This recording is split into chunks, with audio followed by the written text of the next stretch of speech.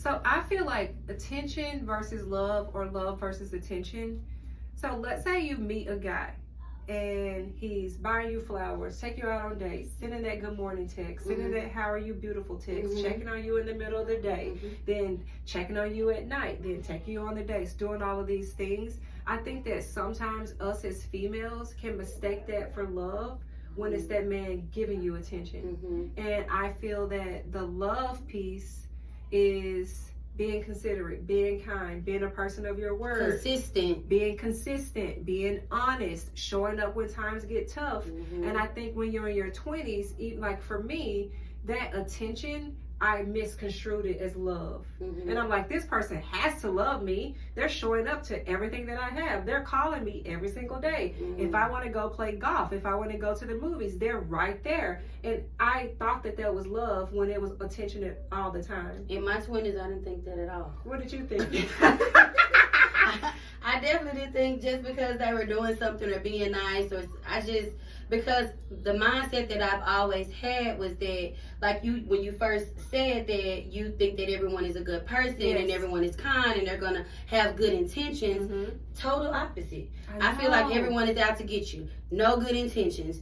Watch your back. Hey, what are you doing? The trust piece was always missing for me, and I still struggle with that piece now. Even in my current relationship, sometimes I can find myself like reverting back to that Brittany that I was, that couldn't trust, or afraid to trust, or afraid to like put my all out there because I don't want to be hurt.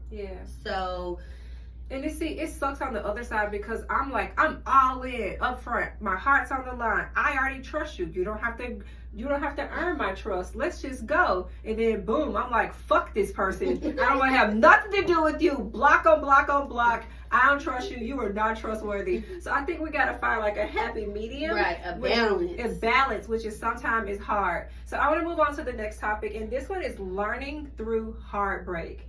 What are 3 lessons that you've learned through heartbreak?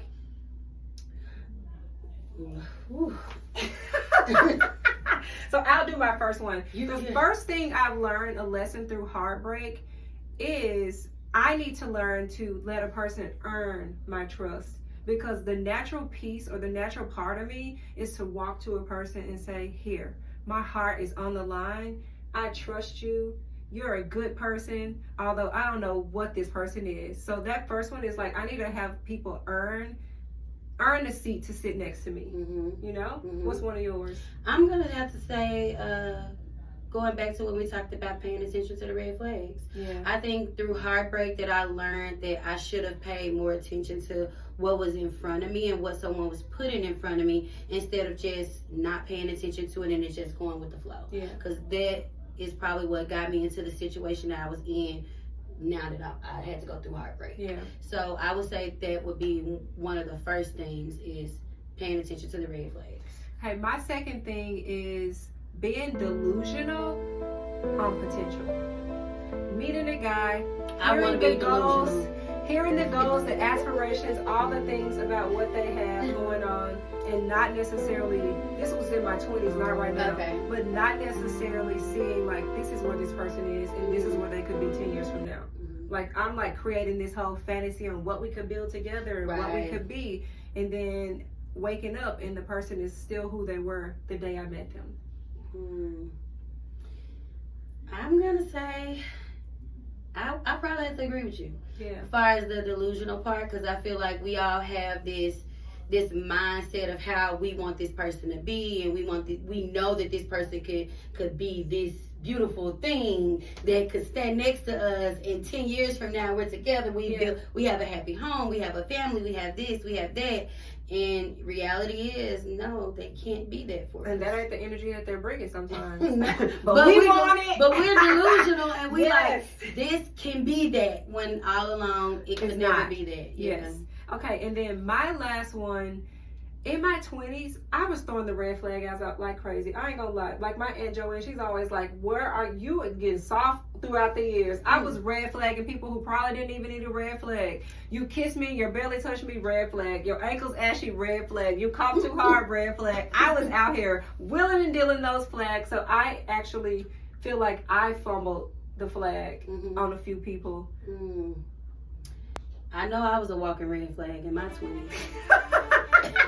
Walking red flag, baby. I'm talking about. And now that I'm here, I'm like, okay, but in the dating pool suck at this moment, but but something that I feel like something else that I've learned through heartbreak is taking your time. Mm-hmm. Just like having that space where you can feel safe and take your time and think and get to know yourself and love yourself, and before you even go back out there again and bring someone else into your heart or whatever that you got going on in your life. It's just take your time, be free, stay single for a minute, and and then once you're ready to get back out there, then get back out there. Yeah. So we like to thank you guys for taking your time out for today.